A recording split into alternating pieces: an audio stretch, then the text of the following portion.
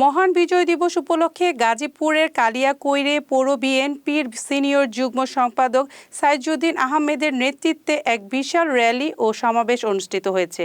সোমবার সকালে কালিয়াকৈর পৌরসভার শফিপুর এলাকায় এই কর্মসূচি অনুষ্ঠিত হয়।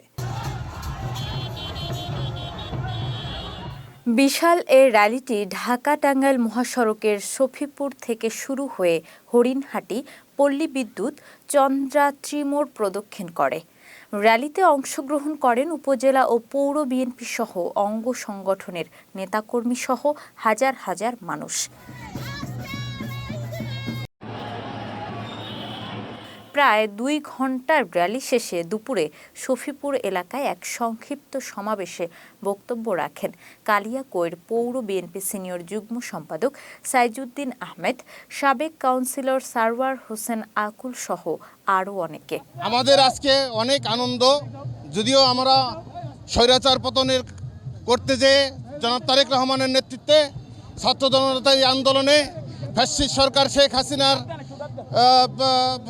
কুখ্যাত বাহিনীর দ্বারা হাজার হাজার নেতাকর্মী সাধারণ জনতা মারা গেছে।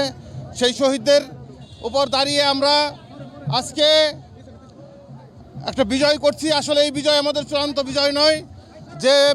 যে প্রত্যাশা নিয়ে ছাত্র জনতার আন্দোলন হয়েছিল জনাব তারেক রহমানের নেতৃত্বে, সেই চূড়ান্ত বিজয় আসবে আমাদের আগামী দিনে অবাধ একটা সুষ্ঠু নির্বাচনের মধ্য দিয়ে। আমাদের সেই প্রত্যাশা।